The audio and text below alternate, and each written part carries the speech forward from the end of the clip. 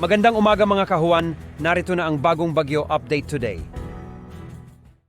At narito na ang ating update sa ating bagyo na minomonitor, si Bagyong Dindo na may international name na Jongdari. Yung Jongdari po ay mula naman sa bansang North Korea. Na ang ibig sabihin nitong Jongdari, isang uri ng ibon sa bansang North Korea.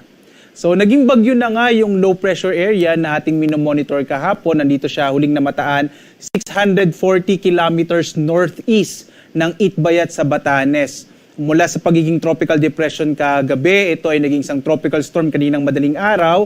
At ang kanyang lakas ay nasa 65 kilometers per hour malapit sa gitna at pagbugso ng hanggang 80 kilometers per hour. Kasalukuyang kumikilos ang bagyong si Dindo sa napatungo dito sa may palabas na ng Philippine Area of Responsibility. Ang kanyang direksyon ay pahilagang silangan at ang kanyang bilis ay nasa 10 kilometers per hour. Sa ngayon, wala namang direktang epekto itong bagyong Dindo sa anumang bahagi na ating bansa at patuloy ang nakakaapekto itong southwest monsoon o habagat, partikular na dito sa may northern Luzon. So inasa natin ngayong araw, malaki yung chance ng mga pag-ulan dulot ng habagat at hindi ng bagyong Dindo, no? Partikular na dito sa may area ng Batanes at Babuyan Islands. Sa lalabing bahagi ng ating bansa, makikita nyo, lalo na sa may bahagi ng Mindanao, generally fair weather tayo sa malaking bahagi nating kapuluan, pero asahan pa rin natin yung mga isolated rain showers and thunderstorms sa hapon hanggang sa gabi. Muli, posible na nga lumabas ng Philippine Air Responsibility ang bagyong Dindo ngayong umaga.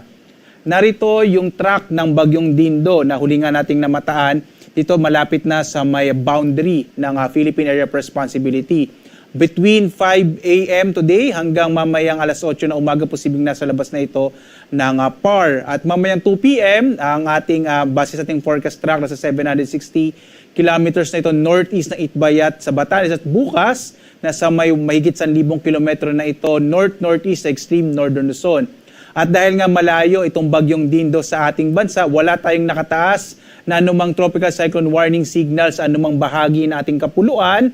At wala rin umuli itong direktang epekto sa anumang bahagi na ating bansa. Hindi rin niya masyadong napapalakas ang hanging habagat. Kadalasan kasi yung mga bagyo na nasa typhoon category at ito yung nagpapalakas ng habagat. Sa ngayon, nasa tropical storm category pa lamang itong bagyong si Dindo.